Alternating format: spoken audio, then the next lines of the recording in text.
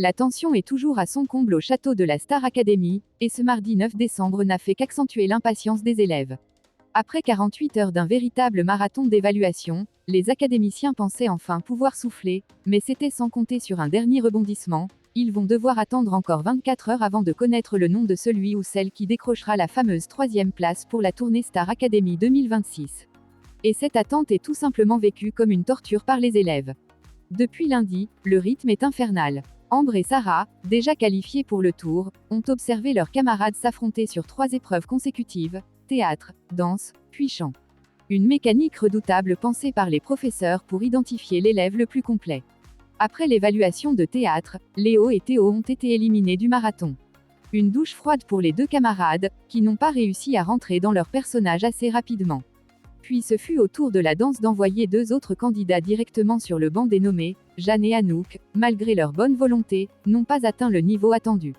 Il ne restait donc plus que 4 élèves pour l'épreuve finale, Victor, Mélissa, Bastian et Léa. Une étape décisive qui mélange chant et expression scénique, et qui devait déterminer lequel d'entre eux obtiendrait le 3e ticket pour la tournée. Sauf que cette fois-ci, petite surprise, avec Michael Goldman, Sophia Morgavi et Marlène Schaff, un invité de marque a rejoint le jury, Gaëtan Roussel, le leader de Louise Attaque et invité du prime de samedi. L'artiste a pris le temps de conseiller individuellement chacun des candidats, une présence qui a ajouté encore plus d'enjeu à cette ultime étape. Mais au moment où les élèves attendaient un verdict clair et immédiat, comme ce fut le cas pour le théâtre et la danse, Michael Goldman a annoncé qu'il devrait attendre jusqu'au lendemain pour connaître le résultat. Une annonce accueillie dans un mélange de frustration, de stress et d'humour nerveux.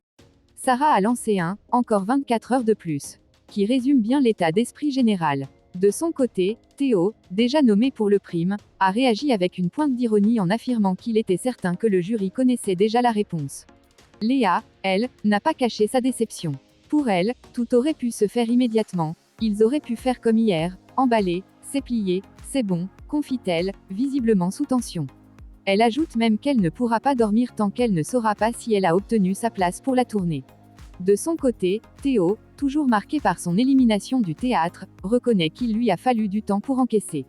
Même si l'humour reste sa parade, il avoue à demi-mot que la frustration est difficile à avaler. Il tente de relativiser, mais le goût amer demeure. On sait que c'est fini depuis un moment, lâche-t-il, entre ironie et désillusion.